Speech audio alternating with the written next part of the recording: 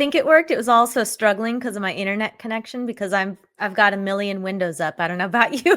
Oh no. No, I know the Wi-Fi struggle. We have been on it all week over here. Oh man, is it still snowing like crazy? No, actually, today is like 46 or something. 44 it Ooh. says right now, which is like the hottest it's been in, I don't know, 3 weeks. Oh my goodness. So it's finally starting to snow, or not snow, the snow is melting. But then this weekend, our high on Sunday is like 18. So we're gonna head right back into it. All right. It is what it is. And with that, this is episode 3. Welcome everybody who's joining us today. Yes. Cool. So I think where one of the topics that we left off um last podcast, we were talking about what it's like to put your life on social media. Mm. And it's definitely it's a topic because I'm working with a client on my coaching business now who wants to be more consistent with her social media posts. And one of the things she said, I I'm not sure what to post about because I'm afraid to share maybe some of the things that I'm struggling with. Hmm. And I was actually blessed to be able to go to a conference this week that John Maxwell was speaking at, a bunch of huge, really influential speakers hosted by Kristen Cole. They're over with Keller Williams. So it was majority of them were real estate agents. And one of the speakers got up and said specifically, like, share your vulnerabilities, right? We hear that word, it's a hot topic too. And share the things that you're struggling through. One, it makes you human. But the cool part is people get to see you go through that journey and go through, the solutions that you're going to find. And it may help somebody to be able to see you going through those things. Yeah, I humanizing was the word that I was heading for when you said that. It just being vulnerable just allows you to um get it out for one, but allows everybody else to be able to see you as human and normal and relate to you maybe in a way that you didn't think that you could relate to them before. But it's scary. It's scary to put your life out there and be vulnerable and post things, even just a simple like Facebook post or whatever it is. It's scary because you don't know how it's going to be taken, or just any of that. And so it's a journey to go on for sure. Absolutely. Yeah, and actually it's funny that we're talking about this because I literally did just that today. Mm. Because it's been a topic that everyone's been talking about. So I made a post. So for those of you that don't know, I also have a meal prep company in Tucson, Arizona. When we're about a year and a half old or so, Mm. I've never done anything with food before. I mean, I eat food. I love food. Never ran a business in food. So as you can imagine, there's learning experiences every single day. Mm. And we've made tons of mistakes. And somehow, some way, people still support us. So we're super grateful for that. I shared that today that, hey, we are improving processes. It has been a learning experience. And we try to share those things too. One, to the point of what you just said, humanizing things. And I think it makes us more relatable because people see that, oh, we're still local. We're still, it's new. So we're still a smaller team. Like our team members depend on how the business runs, on a week to week basis. So it was cool to get that out there. And funny enough, I'm seeing people support it as we speak. So I think that just drives home the very theme of what we're talking about is it's okay to share that, and it's okay to let me back up. So what you said about like worrying what people think, Mm. this I relate to that so much, so much. My entire life, like you choose carefully what you say because you're like, I don't know how that's going to be perceived. Mhm. For example, like last episode, I'm going to call it out. Like we were talking about, we were talking about making insurance great again. I'm like, oh, that could be a real, polarizing thing to say. And it, but it came out, right? I think w- if anything, like I want to help empower people to be able to say things that are true to you. I think that's how you're going to attract the clients that you want to work with, attract the referral partners that you want to work with. Mhm. Obviously, if you share things, keep it kind. You can still be tactful and kind about beliefs and what you want to share. I think we've been so scared to share things because of, social media comments or attacks and things like that. I think one of the big things I've had to remind myself is, there's keyboard warriors. Like, what's Mhm. really interesting is I can post something on Instagram and get great comments. If I post that same thing on, let's say, like TikTok or something, or YouTube, you start getting a bunch of trolls. Mhm. And when you go into it expecting that and understanding that sometimes they have no context, where you're coming from. They they may be hurting themselves, and that's why they're projecting that onto others.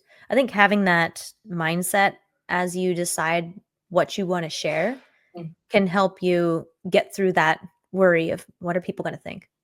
Yeah, exactly. And it's scary to, going back to what you're talking about of like, political views is something that I've like definitely stayed away from, having out there. And the people who know me and all of that, they know my lifestyle, like they know what I know, and we've had conversations about it and stuff, but it's scary to, say those things out loud, or, like, just even in today's world, you say the wrong thing, and people are right there to jump on you about criticizing what you say. And it's scary to be vulnerable and put that out there. And even just as simple as like posting things like on social media. I remember talking when we very first started about not being a secret agent. And Mhm. if nobody knows what you're doing, you're not putting it out there, then how does anybody know, who you are? And so I had a couple of conversations about how to really like open up on social media and be posting a lot more and going live randomly, which I haven't done it in a while, but We're doing it right now. we are. And this is it. That's why I say like this is terrifying for me because it was probably we went to Texas in June, and that was when we really kind of dug into like how do we get on social media more? How do we do all these things? And I was like forced to go live basically, and in a fun way, and encouraging and stuff like that. But it was scary. Like I am not the kind of person that would typically be here doing this, but it's opened up so many doors and just been fun. And I feel like especially when it comes to social media, we focus so much on the likes and the comments and all of that stuff. And what I've learned is that even if I put a post out there that like doesn't get the hits that typically, like it's not very many likes, not very many comments, whatever, I will see it still pay off in the end because I get messages or people who I haven't talked to in years, like maybe somebody I worked with like years and years ago or whatever, they will hit me up and be like, hey, would you be able to get me a quote for this? And it's like, they know what I'm doing. And the more I'm posting, regardless if it's insurance or not, they know what I'm doing and they're going to remember me when they need me for that reason. And so that's what keeps me going of just keeping it out there, and it's running your business whether you realize it or not. It's just having the courage, I guess, to continue to do that. 100%. Well, you're doing great. I don't think anyone watching this would know that you're scared or nervous in any way. Definitely a natural for this. I just want to make sure that you hear that. That's good. And you made a comment about, being afraid of posting something wrong, and it made me think of I was having a conversation with my meal prep business partner on the way up to our conference, and we were talking about kind of the difference between right and wrong. A lot of people feel that things are very black and white. When it comes to insurance law, obviously things are very black and white. And Yes. when you start talking about claims things, when you're talking to clients, sometimes there can be gray areas. And I Mhm. think it brings up a great sort of metaphor for what we're talking about. There is no right or wrong as long as you are doing it from a place and from your heart, right? I think if you are aligned and authentic with your values, it's going to show up in everything that you do. People may not agree with it, but if Mhm. it's true to you and you're coming from a good place, I don't think you're in danger of it being right or wrong.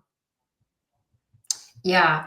Yeah. And I think that that's where like everybody wants to put their opinion in there. And so it's like you are not necessarily right or wrong, Mhm. but everybody wants to have their opinion to say that you're right or wrong. And that's where it gets, it's scary. It takes a lot of courage to be open about just even your normal life of like, especially being a mom. Everybody is Mhm. like quick to like shame you on things. And so Yeah. anytime I post something, I'm like, I feel like I almost have to put a disclaimer a little bit, of like, she was not harmed or like whatever. And it just kind of is interesting the world that we live in where everybody is so quick to judge things. So Yes. Oh, that's such a great topic, especially around motherhood. I mm, think the very thing that you just said about people are quick to judge, like this can apply to everything that we're talking about today. I yeah. think one of the most beautiful quotes that I've learned from from the things that I've been studying recently is there's a quote, everyone's doing the best they can with the resources that they have. And it helped me be more patient with others too, especially when you do get that kind of feedback that you're like, you don't those people obviously don't understand, right? They're not in your shoes. They don't see from your perspective. And it's because they haven't experienced it or they aren't curious enough to find out, well, what are you going through and why is she doing what she's doing? Hmm. With motherhood specifically, I for me, I'd like to share a story. So I became a mom super young, super young. Like I was 19 years old, or excuse me, 20. I was 20, and when we're that age, we don't know what we want to do in life yet. So I was in the middle of one, how am I going to raise this kid? What am I going to do for work? And it was right when I was starting to get into the insurance industry. So this was like a huge pivot point for me. Is now I'm a new mom, trying to figure out a new career. Uh, One of the things here's a great vulnerability story. When I'm talking to people that want to get into the industry and they're starting to study for their test, I've had a couple people come to me who failed, their exam the first time. And I used to be afraid to share with them that I've actually failed that exam 3 times. Oh my gosh. Yes, so during this time, right, pregnant, I had baby brain or whatever they call it, when your piece of your brain's building your baby. Like, Hmm. I failed the dang property casualty exam 3 times, and thank goodness that I kept going because we wouldn't be here, talking about any of this today. And I think that one, it drives home the point to keep going, but I share that now with new agents, not to let them know that, hey, you might fail, right? Obviously, there's that possibility, but to let them know, like, to keep trying, Hmm. and depending on what state you're in, like in Arizona, they allow you to take it up to 4 times within a 12-month period. And apparently, my unconscious brain knew that because it wanted to use up every single time. Yep. But what I was getting at around that time period of when I'm, like, becoming a mom, like, I was all in on my career, and, you know, I could look back on it now and have mom guilt around, could I have been there more as a mom? Absolutely. But I was doing the best I could with the resources that I had, Hmm. and definitely had feedback from others about what I could have been doing right, whether it was around motherhood or around business or around how I'm showing up as a person. And I say, take some of that feedback, with a grain of salt. Are those people one in a position that you want to be in? And they're not you, you Hmm. know. So completely different people. Yeah. And everybody takes a different path and may end up in the same place or they may not. But I like, love that. Yeah. yeah, and I love how you didn't give up because I feel like in that situation, like pregnant and failing the test multiple times could have easily just deterred you to be like, okay, maybe this isn't it. This isn't what I'm supposed to be doing, and give up. But you still pushed through and knew like this is something that you wanted. Mhm. And when you're talking about building a life for your kid and what the best decisions are, you knew that there was opportunity here. And it's kind of funny because I'm on the opposite end of like I had my kid and then realized like what I was doing was not what I wanted Mhm. forever because I barely got to see her. Honestly, one was traveling 45 minutes back and forth. And so I would leave before she was up in the morning.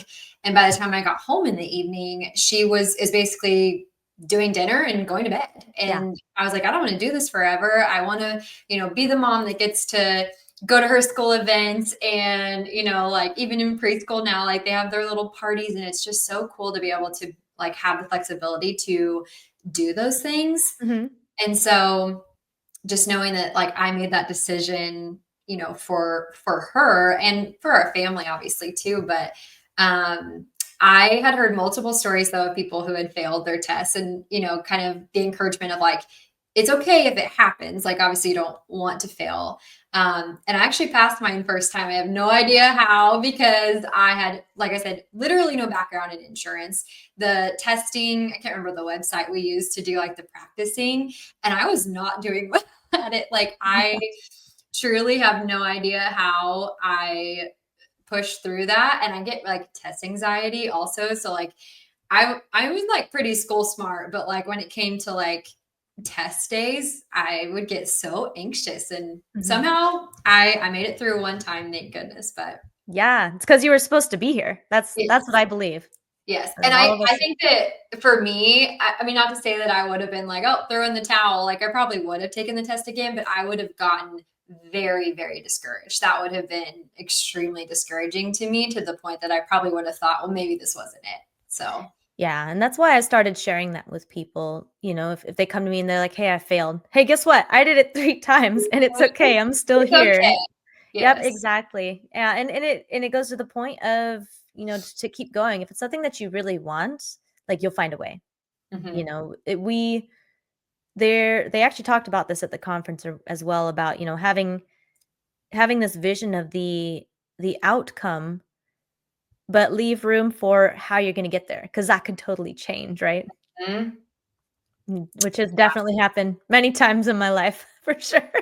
Yes. I think that happens with anything. If it's meant to be, even if it's not right now in your Mhm. timing, like it's gonna come around eventually. 100%. And if you work hard for that, then you're gonna, achieve what you put out to do. So Mhm, and that's what we tell our clients too, "Hey, I know you're saying no right now, but that's, mhm. gonna be a yes later. Let's go." Yeah.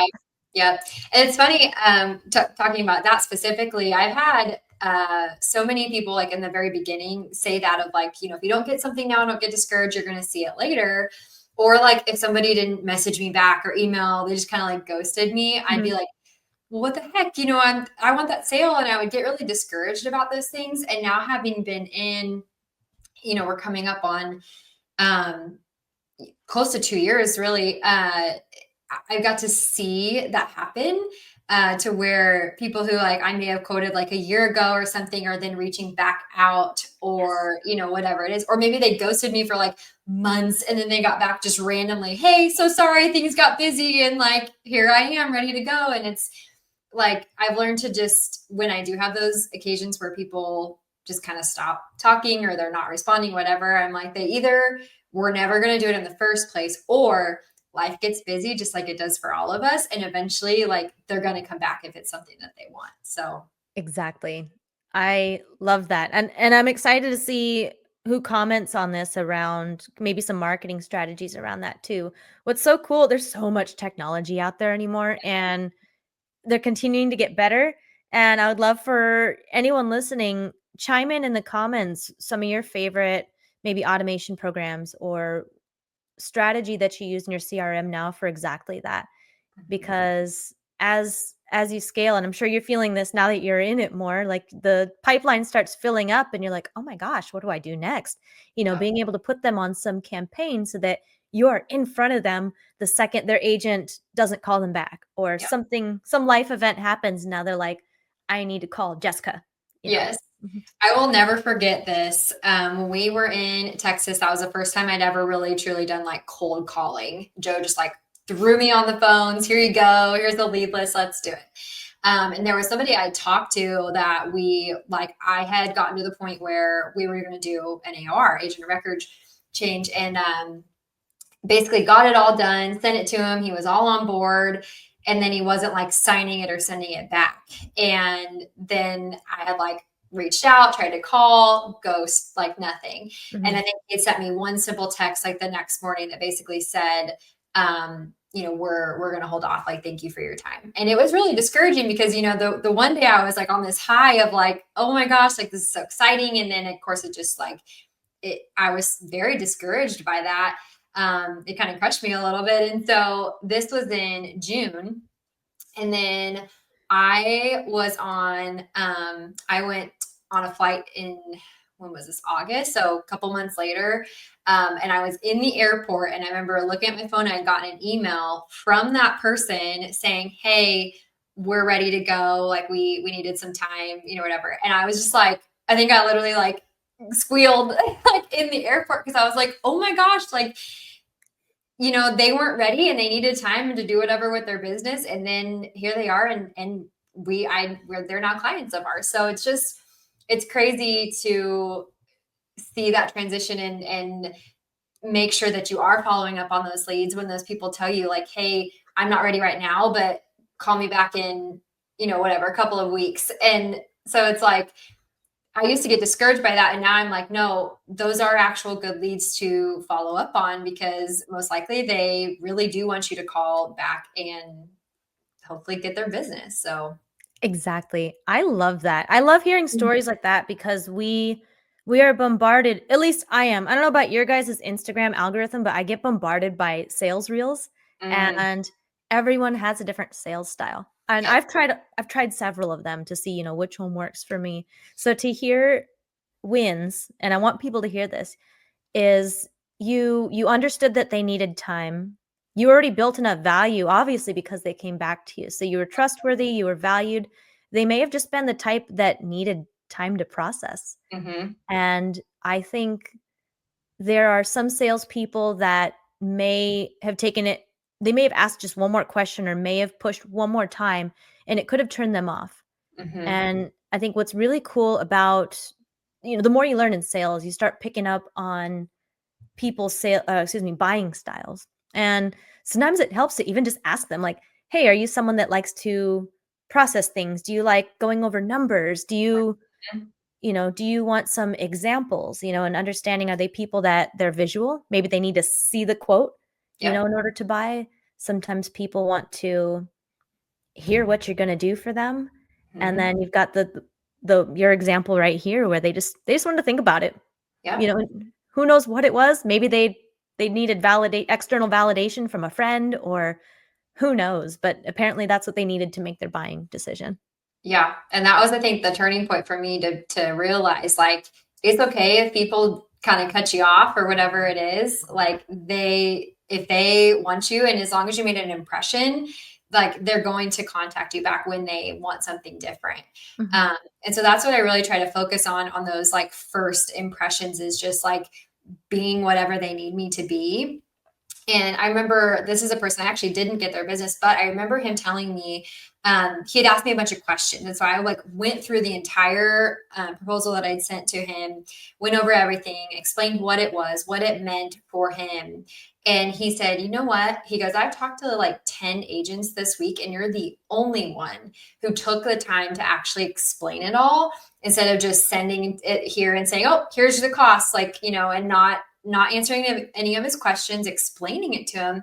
Mhm. And even though I didn't get his business, that meant so much to me because again, in the future, if he ever does decide, to do something different, he's going to remember me. And so that's what I'm trying to just do in knowing like, I may not get their business now and maybe I won't ever, but they're going to remember the impression that I left on them versus just any other, salesperson that's out there. 100%. You're probably gonna get referrals from it. That is the most important part of what we do, right? I mean, that's how I grew my business, was off of referrals. Mm-hmm. And what you just said reminded me of how many times that has happened to me too, where I may not have gotten the sale directly, but all of a sudden they started sending friends, Mm-hmm. and same thing with what you may think of as a competitor. Like I've got even a couple of independent agents in town that we actually send some business together. You may find that certain clients work better with certain agents, or they have different expertise. Like I've got a couple guys that don't do commercial insurance and send it over to the agency. And I think finding ways to collaborate together, this goes back to kind of the theme of what we said, last call as well, of finding ways to work together. Like you can Mhm. still grow that way, Yeah. like I'm not licensed in every state, and I've got a couple people in certain states that's the first person I think of because they left such an impact on me, with Mhm. how they run their business.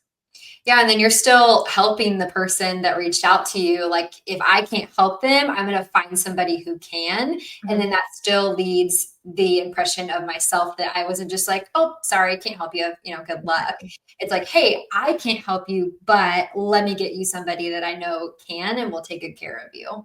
Exactly. Those relationships are so important. My dog's trying to be in the show here. Hold on.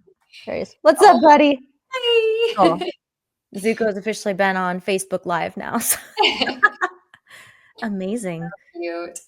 Well, friends, we would love to hear what you would like to hear about. I love talking on here with Jessica, and I'm sure she does too. And really, we want to make sure that what we're doing is bringing value to you. So if there's something that you're struggling with or would like to dive into, or even maybe someone we bring on as a guest, someone, an expert in their field that we can bring on to talk about something you'd like to learn about, that's what we want to be. And to the point of what Jessica was just talking about, we want to be a resource. So even if we don't have the answers, we're going to find it for you. Yep. So we had to cut it a little bit short because mom life. I got to take kiddo to the dentist today, and I'm really looking forward to next time. So I'm looking forward to the comments that you guys leave, and that way we can be that much more valuable for you next week. Words are hard. They are. Awesome. Jessica, thank you. Of course. See you next Awesome. week. See everybody.